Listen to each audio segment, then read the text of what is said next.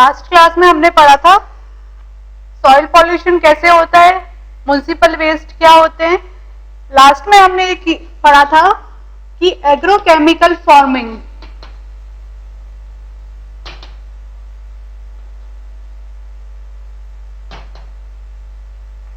ये क्या किया था, एग्रोकेमिकल फार्मिंग का मतलब था कि जो भी वेस्ट मटेरियल है उसको कंपोस्ट में कन्वर्ट करना, एग्रीकल्चर वेस्ट, डेयरी वेस्ट, और एक ट्रस्ट या क्लब का निर्माण करना जो किसके द्वारा किया गया था,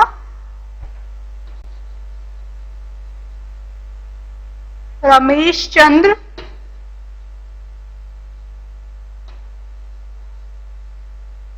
डागर। ये एक फार्मर है,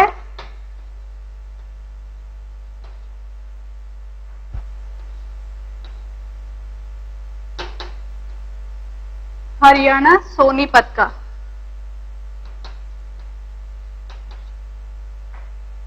इन्होंने हरियाणा किसान वेलफेयर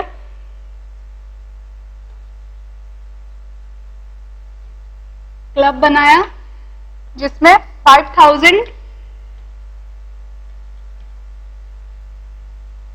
फार्मर्स मेंबर है। इन्होंने क्या किया, रमेश चंद्र डागर ने जो भी एग्रीकल्चर वेस्ट होता है, जो भी कैटल डंग होता है, जो भी डेयरी वेस्ट होता है, उनसे प्रोडक्ट बनाने शुरू किए और उसी का यूज करना शुरू किया। और जो उन्होंने जितने भी फार्मर्स जोड़े हैं अपने वेलफेयर क्लब के अंदर, उन सब फार्मर्स को भी उनकी फील्ड का वेस्ट मटेरियल, उनके कैटल डंग्स, उन सब से भी डेयरी मटेरियल लेकर उसको मैनेज करना शुरू किया। किस लिए कि जो कंपोस्ट होता है वो क्या होता है, इसके लिए प्लांट्स के लिए फर्टिलाइजर का काम करता है, और जो हम पेस्टिसाइड डालते हैं, हर्बिसाइड डालते हैं, इंसेक्टिसाइड डालते हैं, वो क्या होते हैं, वो केमिकल्स होते हैं, पॉइजन्स होते हैं, जिसकी वजह से पेस्ट, इंसेक्ट या कोई भी हर्ब्स, कोई भी वीड्स हमारे प्लांट को इफेक्ट नहीं कर सकती। तो उसकी वजह से जो केमिकल फूड चेन के थ्रू फ्लो करते हैं, वो फ्लो ऑफ फूड चेन इन्होंने रोका है। कैसे रोका है, इन्होंने सारे बायोलॉजिकल मैटर का यूज करके उसी से पेस्टिसाइड, उसी से bacteria, virus as a herbicide induce कर दिया प्लांट में, और केमिकल का यूज कम से कम करने की सलाह इन्होंने दी है। तो इन्होंने पहले स्टार्ट किया, इसीलिए इनके नाम से इन्होंने हरियाणा में शुरू किया है, हरियाणा किसान वेलफेयर क्लब। अब इसके बाद में हम पढ़ेंगे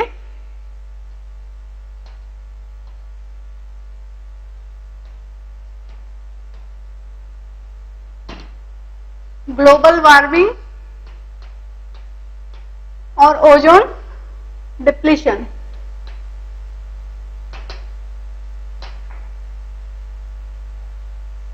इसके साथ एक और है रेडियो एक्टिव वेस्ट मैनेजमेंट।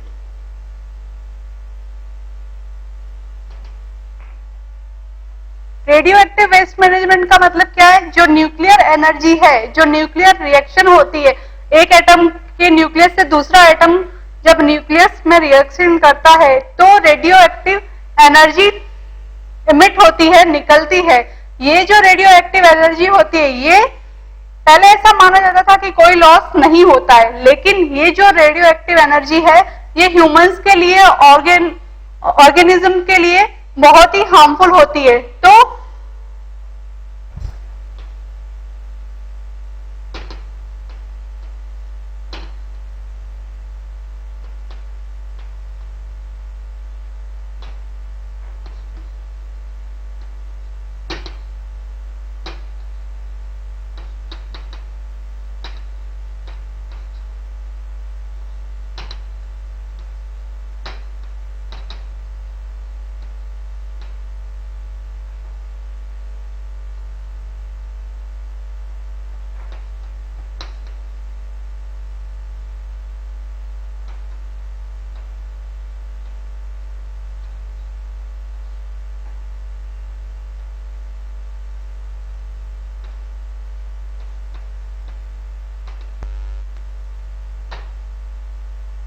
जो रेडियो एक्टिव न्यूक्लिक रिएक्शंस होती है या एनर्जी प्रोडक्शन होता है,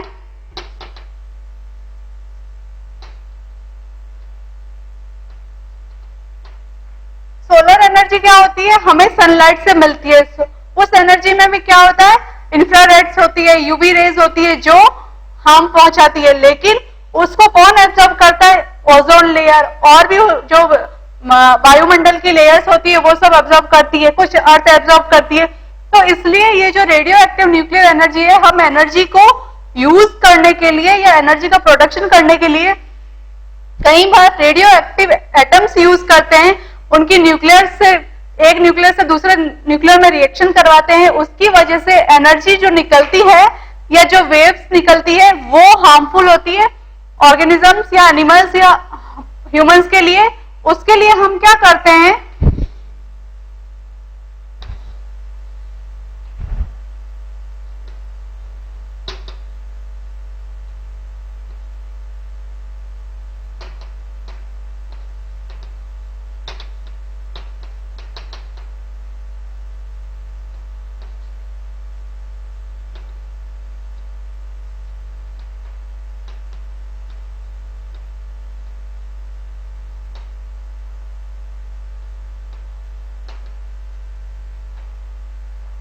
उसके लिए हम क्या करते हैं कि एनर्जी प्रोडक्शन के बाद में ये जो भी रेडियो एक्टिव वेव्स है उनको या जो भी इनका एनर्जी के बाद में बचा हुआ प्रोडक्शन है या जो भी उनका मास है उसको हम क्या करते हैं, एक लैंड पे ले जाकर 500 मीटर गहरा खड्डा खोदते हैं और उसके अंदर उसको बारिश कर देते हैं और ऊपर सॉइल से ढक देते हैं।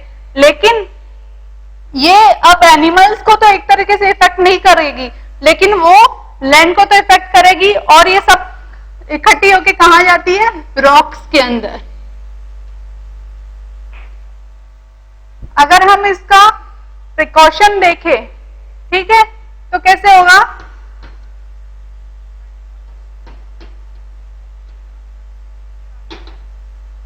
प्रिवेंशन ऑफ रेडियो एक्टिव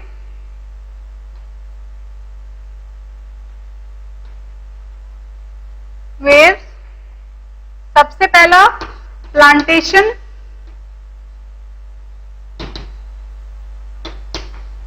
दूसरा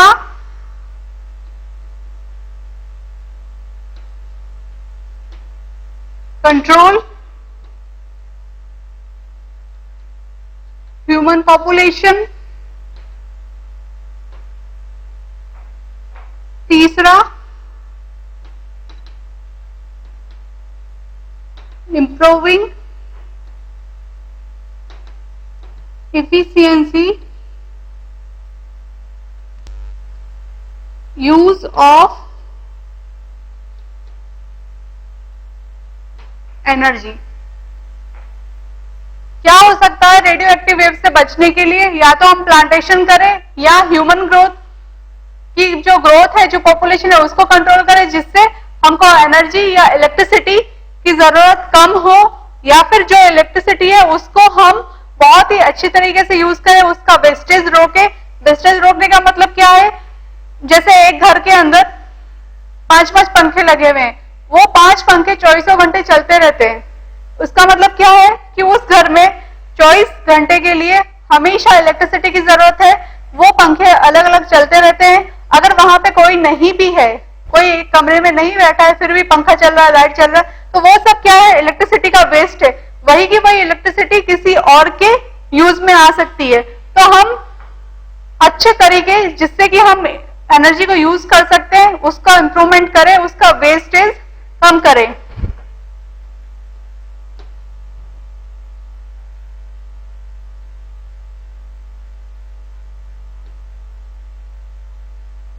decreasing shear wastage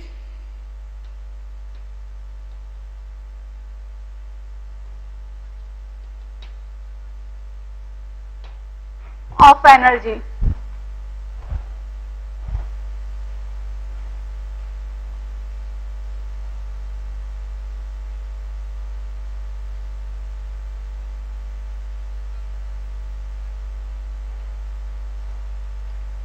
global warming क्या मतलब है? ग्लोबल वार्मिंग का मतलब, ग्लोबल वार्मिंग का मतलब है कि हमारा अर्थ का जो टेम्परेचर है वो कंटिन्यूअसली बढ़ रहा है। उसकी वजह से एनवायरमेंट में बहुत सारे चेंज हो रहे हैं, उसकी वजह से हमारी अर्थ गर्म हो रही है, उसकी वजह से जो हिमालय की बर्फ है, जो ग्लेशियर्स है, जो पोलर बर्फ है, आइसलैंड है, वो सारे पिघल रहे हैं। ये सारा किसकी वजह से हो रहा है? ग्लोबल वार्मिंग की वजह से। तो ग्लोबल वार्मिंग का मतलब क्या है? Increasing earth temperature.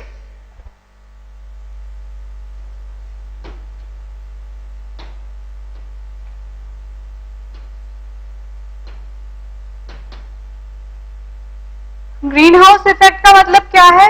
Green house effect का मतलब है ग्रीन हाउस की वजह से जो इफेक्ट होता है। ग्रीन हाउस का मतलब क्या है? Small glass house for plant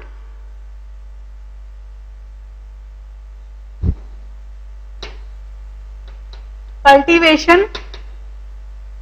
during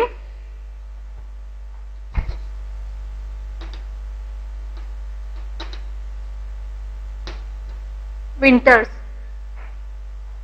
हम जगह जगह देखते हैं नर्सरीज में या प्लांटेशन एरियाज में क्या करते हैं, एक ग्रीन कलर का ग्रास का हाउस बनाते हैं, ग्रीन कलर से कंप्लीटली उस एरिया को कवर कर देते हैं, चाहे वो ग्लास हो, चाहे वो प्लास्टिक मटेरियल हो, चाहे कुछ भी हो, और उसके अंदर प्लांट्स को कवर करते हैं और उसके अंदर प्लांट्स को ग्रो करते हैं। तो वो क्या कहता है? ग्रीन हाउस कहलाता है। और उसकी वजह से जो इफेक्ट होता है, उसके अंदर जो इफेक्ट होता है वो क्या कहलाता है? Green house effect.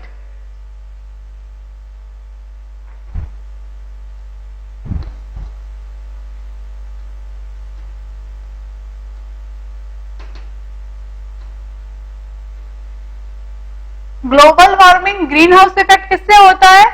बाय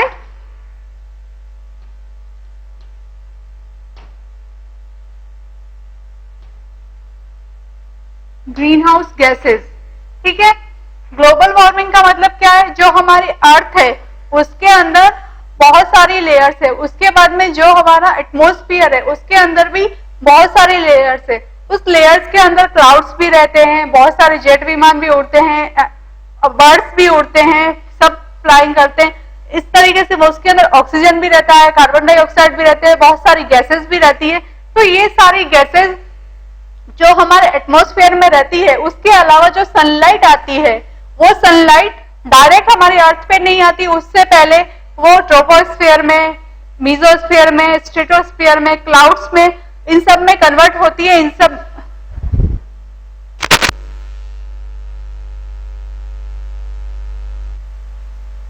सब में उनकी रेट बढ़ती रहती है। तो उस वजह से ये जो बढ़ती है, जो इनमें से थ्रो होते होते ये अर्थ तक पहुंचती है, तो ये क्या करती है, जहां जहां पास होती है वहां से ये वापस रिफ्लेक्ट भी होती है। लेकिन अर्थ इसको जो रिफ्लेक्ट करती है वो जहां पे CO2 ज्यादा है, CO2 प्लस मीथेन गैस, ये उसको एब्जॉर्ब कर लेती है, मतलब कंप्लीटली उसको वापस ऊपर नहीं जाने देती। CO2 लेयर उसको एब्जॉर्ब कर लेती है, जिसकी वजह से जो हीट है वो कंटिन्यूस बढ़ती रहती है।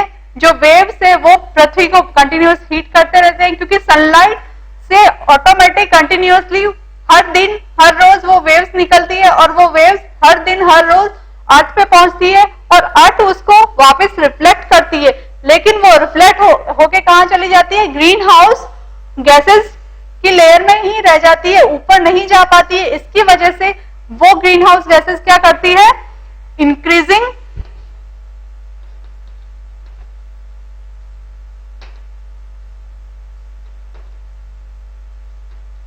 टेम्परेचर। इनकी वजह से क्या होता है? इंक्रीज टेम्परेचर होता है। जैसे जैसे टेम्परेचर इंक्रीज होता है अर्थ के अंदर हीट बढ़ती जाती है, और जैसे जैसे उसकी हीट बढ़ती जाएगी उसके ऊपर जो भी स्नो है, जो भी बर्फ है, जो भी आइसलैंड है, उनका पिघलना शुरू होगा। हम देख रहे हैं कि पिछले कहीं सालों से, करीब 3 सालों से, 30 सालों से क्या हो रहा है, कंटिन्यूअस यही आ रही है। इस बार इन्वायरमेंट में टेम्परेचर बढ़ा, 6 डिग्री बढ़ा, 0.5 बढ़ा, 0.7 बढ़ा।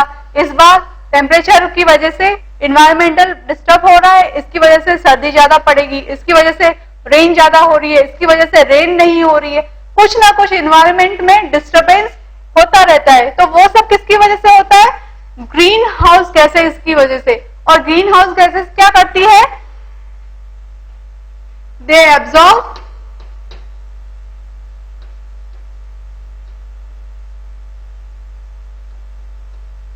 UV rays. ठीक है, ये यूवी रेज और इंफ्रारेड्स को एब्जॉर्ब करती है और उसको ऊपर नहीं जाने देती है।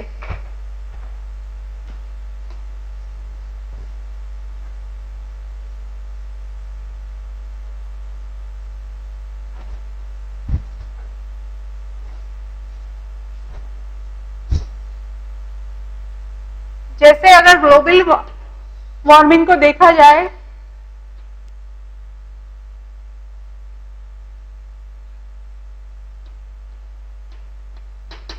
%60 CO2 की वजह से, 6% N2O की वजह से,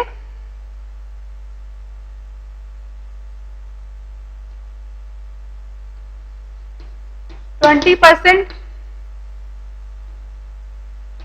मीथेन की वजह से,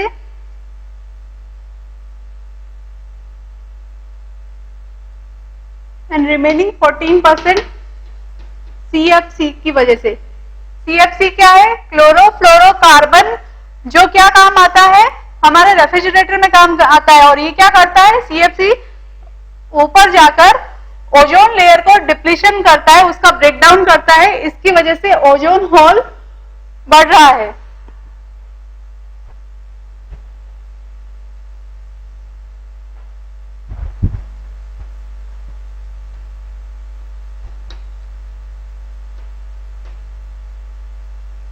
ग्रीन हाउस गैसेस,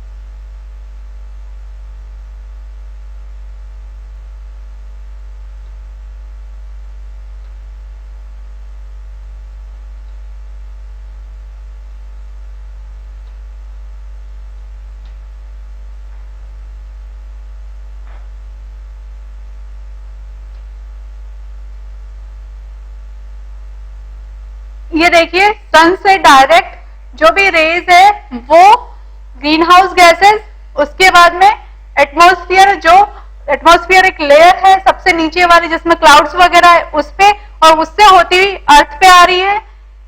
तो क्या होगा, इसके अंदर ऐसा माना जाता है कि 100%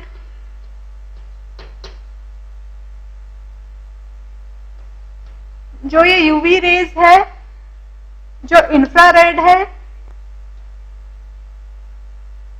ये पृथ्वी पे गिर रही है, एटमॉस्फेयर पे गिर रही है, उसमें से 1/4 ये एब्जॉर्ब करता है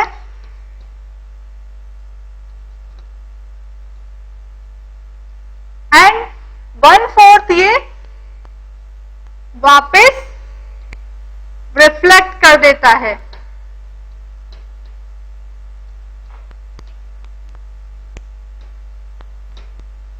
रिमेनिंग जो 50% होता है, 0.5%, वो कहां पे जाता है,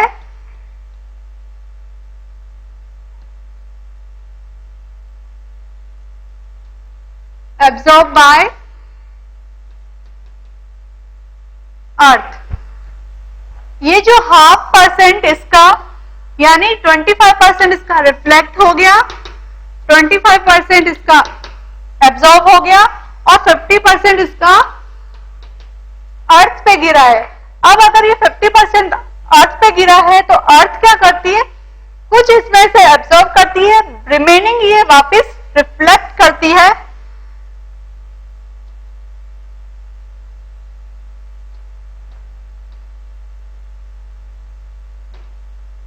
रिमेनिंग रेज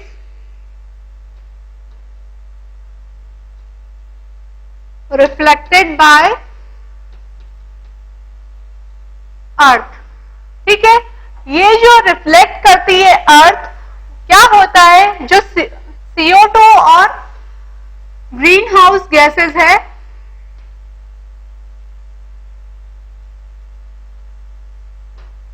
वो क्या करता है, जो भी रेज एब्जॉर्प्शन के बाद में अर्थ वापस रिफ्लेक्ट करती है एटमॉस्फेयर में, उसको वहीं पे रोक लेता है, वापस अर्थ पे ही डालता है।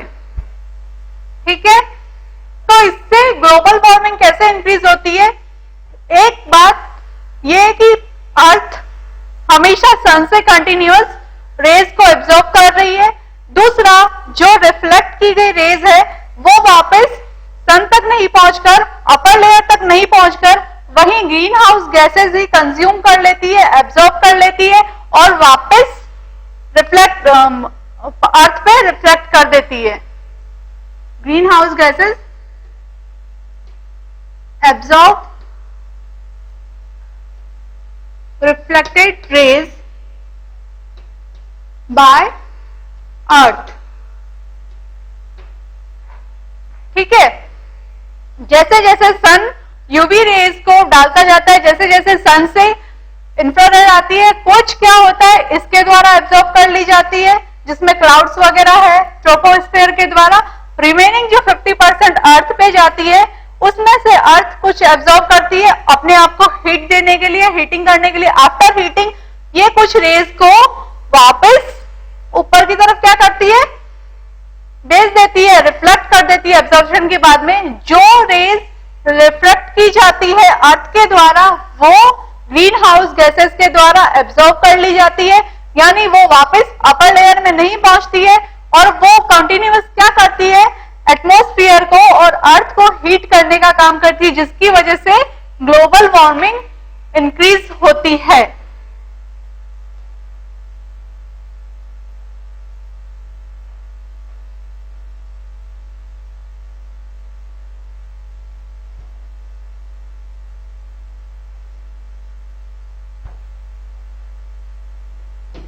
जैसे sun is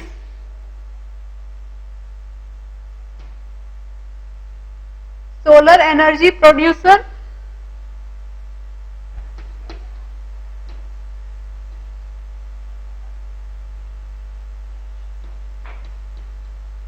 produce UV and infrared waves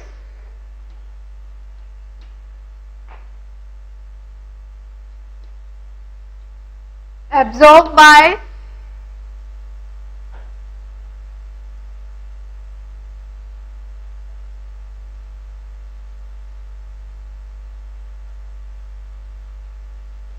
earth remaining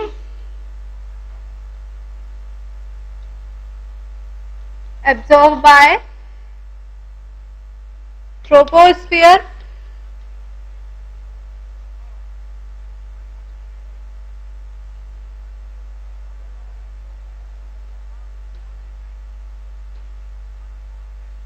greenhouse gases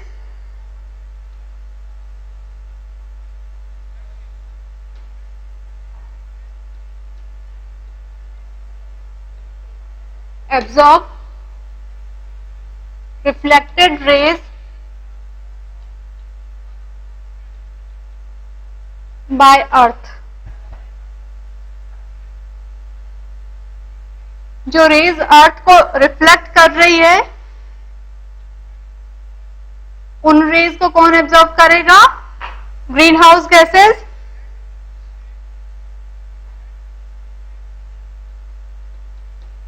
it increase temperature और ट्रोपोस्फियर के द्वारा भी एब्जॉर्प्शन के बाद में रेज रिफ्लेक्ट की जाएगी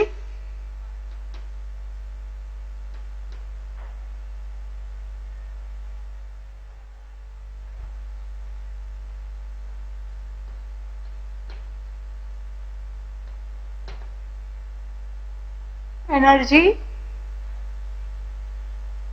1/4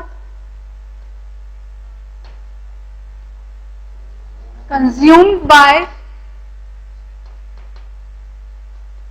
troposphere and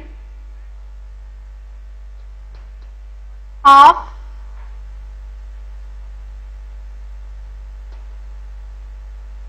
transferred to earth।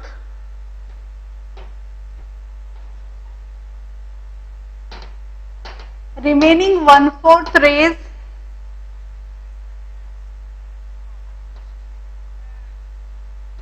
reflected by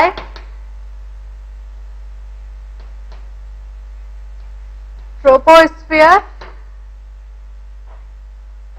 and half rays absorbed by earth to heat itself।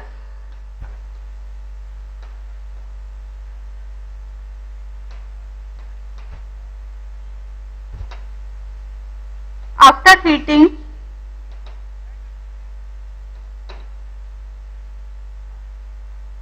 earth reflect rays which is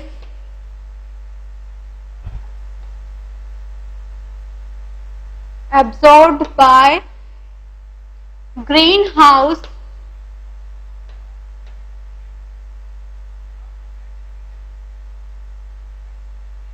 gases layer।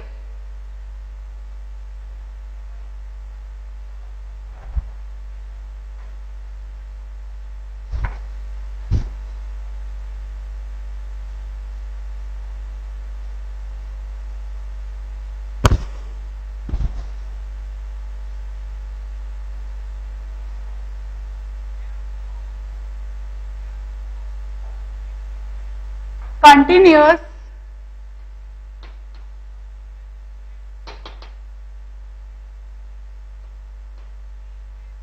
absorption of reflected rays by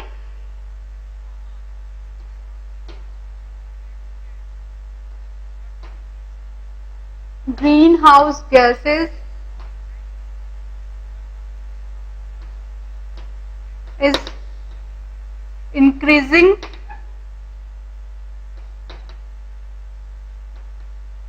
temperature and heat of earth.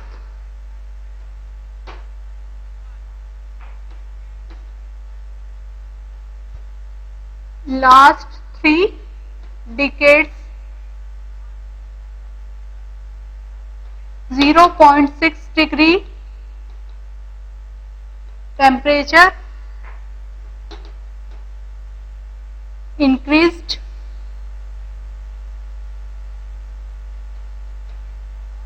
every years.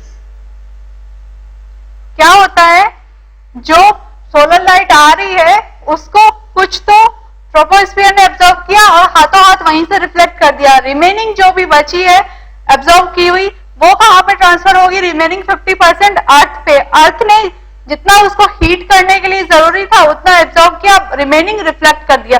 जो उसने reflect किया है वो कहां गई है, reflect होके environment में नहीं पहुंची है, ग्रीन हाउस गैसेस के द्वारा एब्जॉर्ब कर लिए।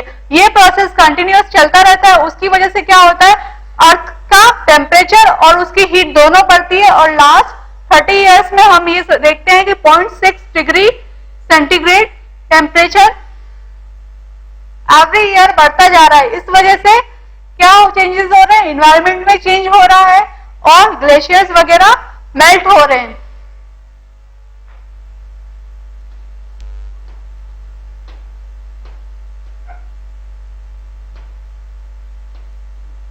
ग्लोबल वार्मिंग का मतलब क्या है,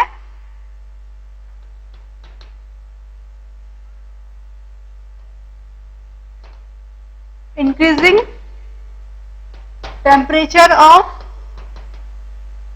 earth and atmosphere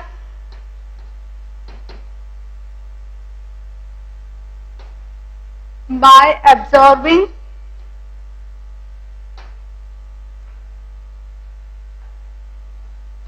UV and infrared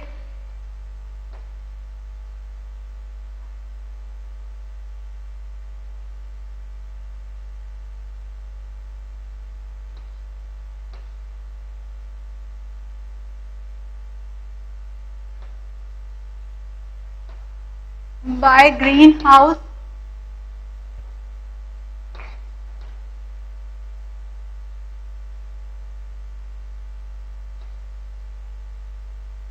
gases।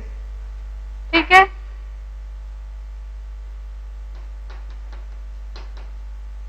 it cause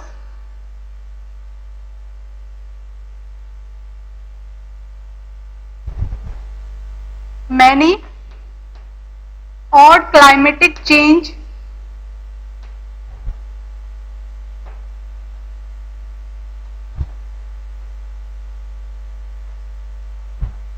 example even Nino effect, melting of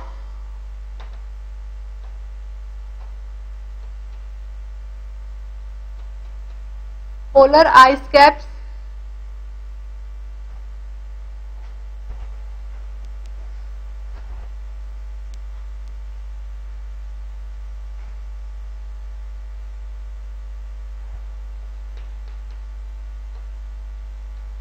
ice caps or snow of Himalayas and other places।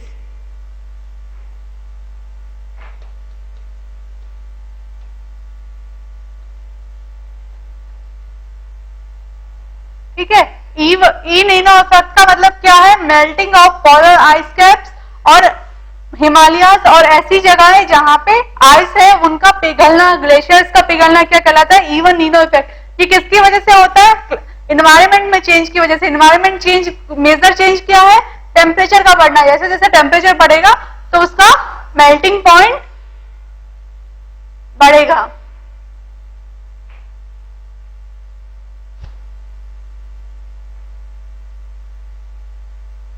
Control of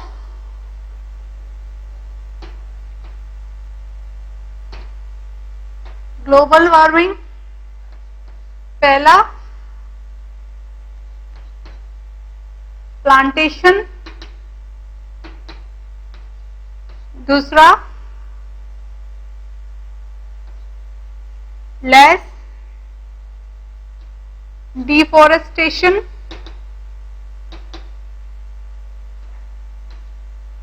तीसरा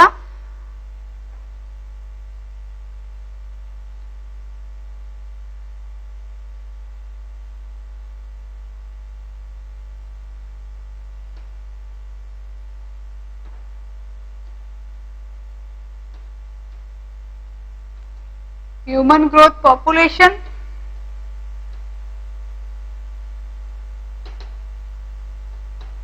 and cutting down use of fossil fuels।